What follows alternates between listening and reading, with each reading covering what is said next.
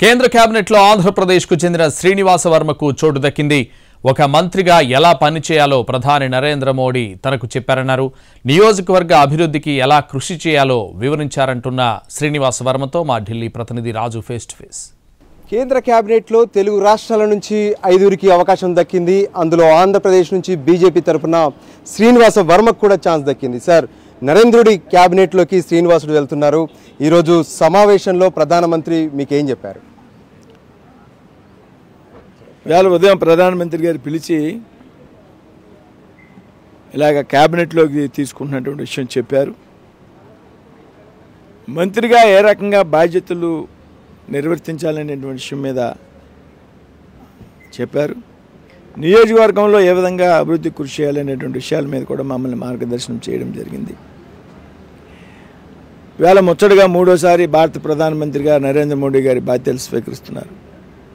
అలాంటి ఒక సామాన్య కార్యకర్తకి మరి నరేంద్ర మోడీ గారి ప్రభుత్వంలో మంత్రిగా అవకాశం రావడం అంటే ముందుగా పార్టీ నాయకత్వానికి, అగ్రనాయకత్వం ఢిల్లీలో ఉన్నటువంటి నాయకత్వానికి, ప్రధానమంత్రి మోడీ గారికి, రాష్ట్రంలో ఉన్నటువంటి పార్టీ నాయకత్వానికి, అదేవిధంగా ముఖ్యంగా నా నర్సాపూర్ పార్లమెంటు ప్రజలకి, ఓటర్లకి ఏదైతే ఇంత పెద్ద ఎత్తున మెజార్టీతో నన్ను గెలిపించారో వారందరికీ కూడా పేరు పేరున ధన్యవాదాలు తెలియజేస్తాను. సార్, ఎలా అనిపిస్తుంది? అంటే మీరు ఒక సామాన్య కార్యకర్తగా పార్టీలో ఉన్నారు. ఈసారి ఎంపీగా అవకాశం వచ్చింది. ఎంపీగా గెలుస్తూనే కేంద్ర క్యాబినెట్లోకి ఎంటర్ అయ్యారు. నేను మొదటిసారి పార్లమెంట్ సభ్యుడిగా ఎన్నికయ్యా. పార్లమెంట్ సభ్యుడిగా ఎన్నికైనటువంటి మొదటి తఫాలోనే కేంద్ర మంత్రి అయ్యేటువంటి అవకాశం చాలా చాలా తక్కువ, బహు అరుదుగా వస్తుంది. ఆ అవకాశం నాకు వచ్చింది కాబట్టి చాలా ఆనందంగా ఉంది.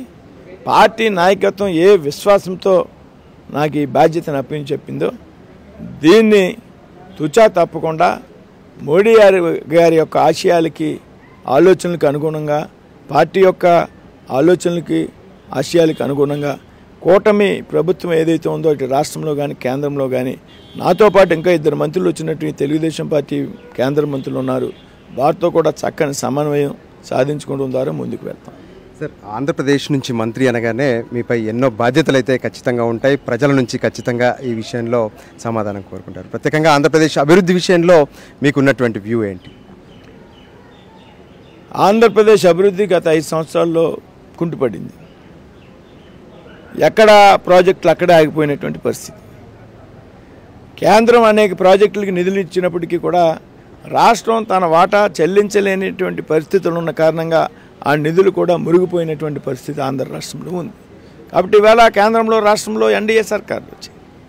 కాబట్టి చక్కని సమన్వయం ద్వారా ఏదైతే దీర్ఘకాలంగా పెండింగ్లో ఉన్నటువంటి ప్రాజెక్టులు అయితే ఉన్నాయో వాటిని అన్నింటినీ కూడా తప్పగా ఒక ఆలోచన చేసి ముందుకు తీసుకువెళ్తాం అనేటువంటి విషయంలో ఏమాత్రం కూడా అనుమానం లేదు. Right, thank you sir.